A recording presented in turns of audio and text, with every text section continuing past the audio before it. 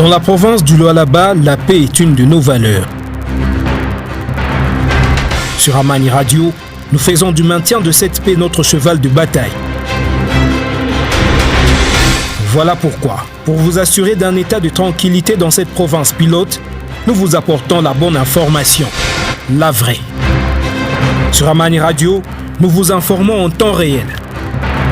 À chaque heure, 9h, 10h, 11h, 14h, 15h, 16h, 17h et 21h, nous vous présentons l'actualité résumée en 5 minutes. Ce sont nos bulletins d'information. Retrouvez nos éditions du journal parlé à 7h30, 12h juste pour la mi-journée et 2 éditions vespérales à 19h30 et 22h juste. Ce n'est pas tout. La rédaction de votre fréquence de la paix vous présente aussi le journal en Swahili facile. Suivez Ukimia chaque jour à 12h30 et 18h30. Amani Radio, nous sommes la différence sur la bande FM.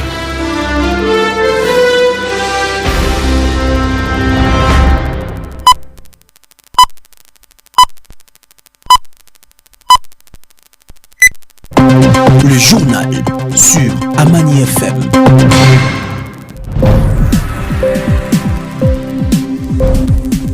Voilà messieurs, il est l'heure de vous informer sur Amani FM. Vous nous écoutez depuis Moussonoï, bienvenue à ce radio journal. Michael Mouba nous réalise, Gaël Loubamba la présentation. Excellentes conditions d'écoute à tous. Ouvrant ce radio-journal par cette nouvelle, Félix-Antoine Tshisekedi tiendra ce samedi 29 juin 2019 un meeting à Bunia, chef-lieu de la province de l'Ituri, confronté aux tueries massives de civils depuis avril dernier dans le territoire de Djoungou. Les violences dans cette région ont causé au moins 160 morts depuis avril dans plusieurs localités de la chefferie de Bahema Nord dans le territoire de Djoungou. L'armée attribue ces tueries à une milice dirigée par un certain Gundjolo. Plusieurs délégations ont précédé le chef de l'État à Bunia. Il s'agit entre autres des députés nationaux de l'Ituri et de journalistes venus de Kinshasa. Et puis le gouverneur du Nord Kivu, Carly Zazou, a pris officiellement ses fonctions ce vendredi 28 juin 2019.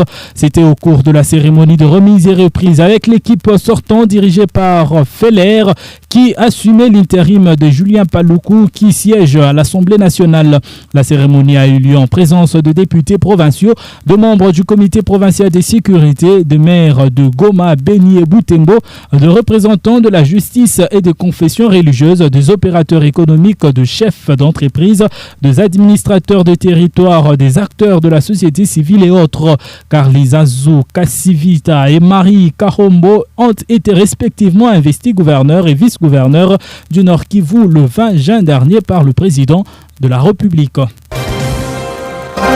Revenons en province. Après sa sortie médiatique le jeudi 27 juin dernier pour annoncer officiellement l'éboulement qui s'est produit dans la même journée dans la concession privée de KCC ayant fait 36 morts selon le premier bilan, le gouverneur du Lualaba, Richard Mouyej, y est revenu ce vendredi dans la matinée pour annoncer la revue à la hausse du bilan après ce macabre événement de Cove dont le fouille se poursuivent, a-t-il indiqué, et parle de corps en 6 morts qui sont les creuseurs clandestins. Le propos du gouverneur Richard Mouyej, sélectionné par Passion Dongofis. Kuko accident munene unafanyika kule Kukov KCC, wale wa creuseur tunawakataja kabisa kuingia kuile masite, non seulement dû à éviter kuperturber kazi ya maentreprise iko na mapartenariat na Jekamin au na République, mais kisha ni masite ingine iko très difficile à exploiter. Wao wanaenda na désordre na ujue ma structure ya ile makariere wanajataka vile wanaita magradin, na kama naifanya mbalimbali na anarchie inapomona bulongo ya buzito kabisa, na ile bulongo ikiangukia kunji ya batu ni kuua tu. Nawaza tangu miezi 2 miezi 3 kila juma kuko accident, tunawajulisha mwache, tunapokea wa leader wao hapa, tunabonesha mwache kwenda kule kuko lufu. Leo hii accident ko grave, sijue tutaisha bataisha kulogota makoro sakani, mais Isa minatangaza hii habari kuko deja 36 corps ya wale wa vijana wanafariki. Ni mbaya sana. Naituletea huzuni sababu mashauri habaifuate na inaleta kifo. Iko mbaya juu ya province, iko mbaya juu ya entreprise. KCC watu wanatumika huko kote ya Mbuzi, wanaweza siku moja kutushutisha, wanasema tunatumika mwa insecurity, hatuwezi kutumika pamoja na maaksida mingi tunafunga. Le gouverneur Richard Mouyej, gouverneur de la province du Lualaba, dont ce propos recueilli pour vous par Passion Dongo Fils. Les habitants de la cité Jekamine Moussonoï dans les cellules Kipouchi et Ekaï déplorent les coupures intempestives du courant électrique dont ils sont victimes et qui paralysent en même temps les activités commerciales, mais aussi qui créent l'insécurité dans cette partie de la ville de Kolwezi. Les habitants de Moussonoï au micro de Patrick Kilouba. Baba tunatesa sasa hivi unafaa paka inakuya inaenda je tunasema tuangalie kwa mbele ni mambo gani au kama natafuta sema tufanyishe madelestage tufanyishe tanye madelestage baba je tunatesa inakuwa ni 2 minutes inakachika baba tunasema mambo ya moto baba tunateswa sana juu ya moto hii mashiku tu moto paka inakuya inaenda tunashinda na bya kuchomeka ile tunachomekaka tunashinda moto inatuteswa sana. Kwa mambo tunaambia kwa bakubwa si batuangalie kwa mambo ya moto. Tunaria sana juu ya mambo ya moto. Moto inatuteswa sana. Moto ipaka nakuya inenda. Bintu binaanza kutulungua mu nyumba. Kama shiku ya mwenji nene ya kuripa makuta beko nakuya. Hata se bakie na 1000 francs ya bwabe chikake paka makuta yote ene yani pourquoi moto itaanza kwenda saa yote. Paka moto watakuya inafaa 2 minutes inenda. Inakuwa inafaa 2 minutes inenda. Tunasema kwa kuwa wananchi batuangalie kwa njia mambo ya moto. Tafuta kumionyesha problem ya moto tunahangaika nayo Musaba. Moto inetuteswa sana kote ya Saba. Moto tuko nafanya nayo 2 jours tuko na moto, journée moya hatuna na moto. Mais moto inaweza kuya siku moya bule. Après 2 jours ya kusema mkwe na moto, deuxième jour yenu amuna na moto. Hapa niko na konesha Musaba 4, 5 inafanya 4 jours atuna na moto. Au juste tutebishi je yo facture iko natoka paka vile aina kusema banesha kuweka makonteur moyo vya kwanza kukontea kusema kama moto inakachika konteur na yo inashimama de façon que au consommer moto. Mais yo facture iko natoka paka vile kama mnapima kureklame banaanza kwa fa menace kusema mune tutrairi je atupende mui gouvernement mukui mambo ya hivi. Quittons la cité Jekamine Moussonoï pour nous rendre au village Kabange 1, se trouvant dans le groupement Kazembe à plus ou moins 17 km de la ville de Kolwezi. Ce coin du Lualaba manque d'infrastructures de base, pas d'école ni hôpital. La route a des aires agricoles en délabrement très avancé, d'où la population lance un cri d'alarme aux décideurs. Suivez. En tout cas, papa mukini pa kumateso sana. Ni pa chef de terre Mpande kiati ya Kasampe Kabange 1. Njia ya kutokea Kazembe kufika pa Kabange 1 hakuna namna kutembea hata na moto. Hata bantu banarima namna kubeba chakula kupeleka kule kusite biku paka nguvu. Peko magumu moya ya nguvu sana. Hapana hospital, hapana masomo, batoto banesha kukomea abafunze masomo. Inafaa ile tangarie kwa hii mkini ya Kabange 1 aone kwa namna ya kusoutenir hii mkini. En plus de cela, tuko naona bantu banakuwa kuandikisha manjina asema ni ONG italeta dawa, italeta hivi na hivi, me banakamata ile manjina banenda nayo, bantu benye ba mukini, ba villageois aba beneficie hata na kintu kimoya. Inafaa ile tangarie ile mambo hili. Tracteur iko cher. Pa kusema muntu urime mashamba inafaa 280 à 290 000 jours urimishe 1 hectare. Uwekemo herbicide, uze mbeko, ufanye hivi, depense kuna kwa mingi, alors murekolte muntu ashipatie mokintu. leta asaidie eko ba villageois alete ko matrakteur bantu banze kurima ako kubintu bikwa ko moins cher juna bo banze kone amu bo banasema priorite mashamba. Alors muntu kama unasema arime au mupatie njembe au mupatie mbeko atarima na nini yana na pale pa ana na pale pa kuanzia basaidie ko ba villageois bakabange banangaika sana mambo ya kilimo.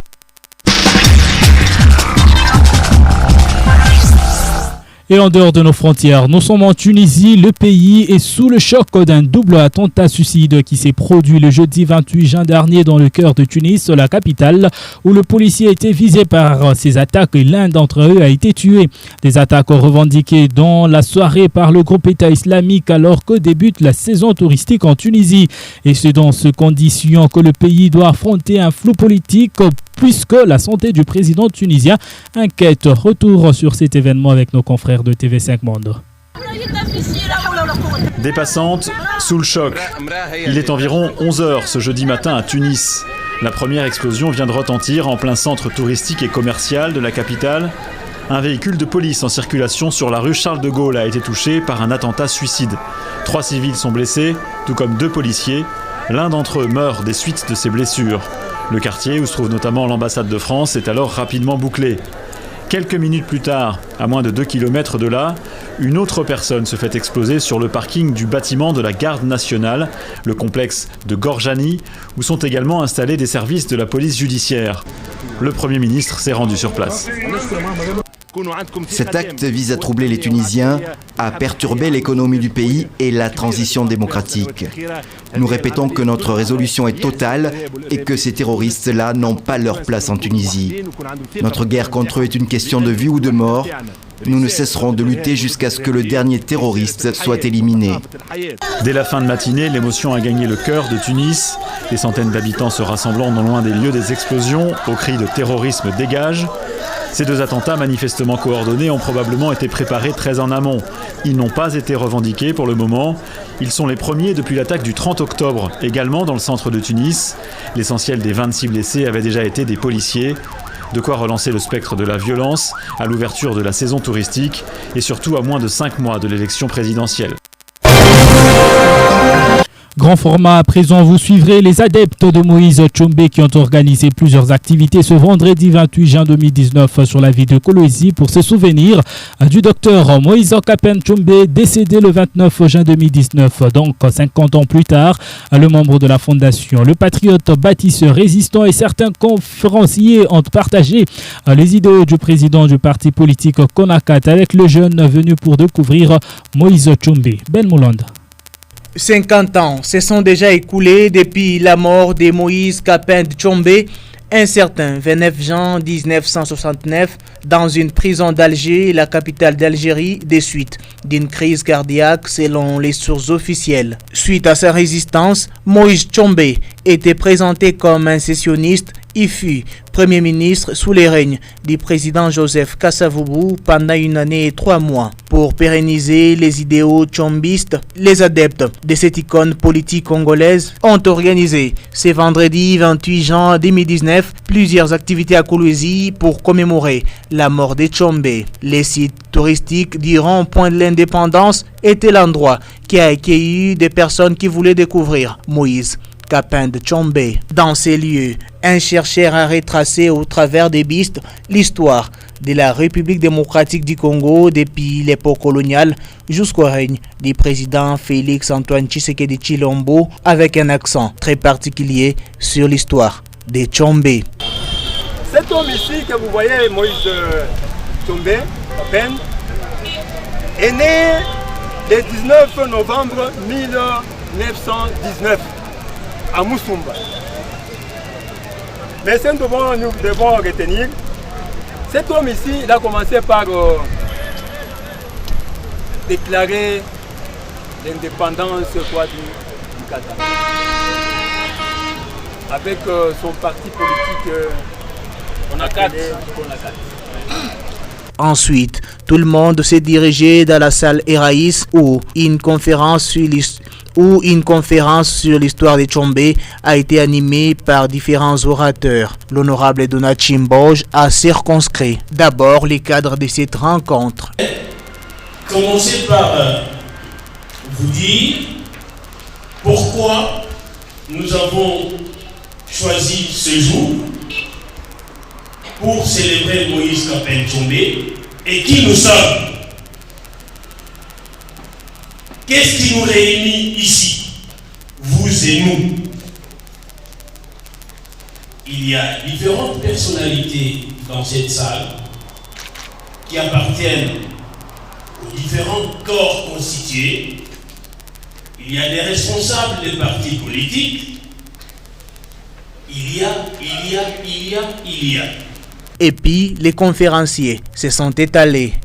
La devise de la politique de Moïse Tshombe était être maître chez soi. Le charbonnier est maître chez soi. Cet aphorisme ou apophthegme est connu de tous. Il en va de l'individu comme il en va d'un groupe social, d'un peuple, d'une nation. Nous ne nous étendrons pas sur les désirs ardents liés à cet état d'esprit dans le chef du charbonnier, du cordonnier ou du forgeron, mais sur cet état d'esprit dans le chef des peuples. À cette manifestation, l'on a noté la présence du fils biologique de Moïse Tshombe et son garde du corps. À l'occasion, une fondation des patriotes bâtisseurs résistants a vu les jours avec comme mission de résister rationnellement aux esprits tribaux, à la démagogie politique et défendre les intérêts du Lualaba.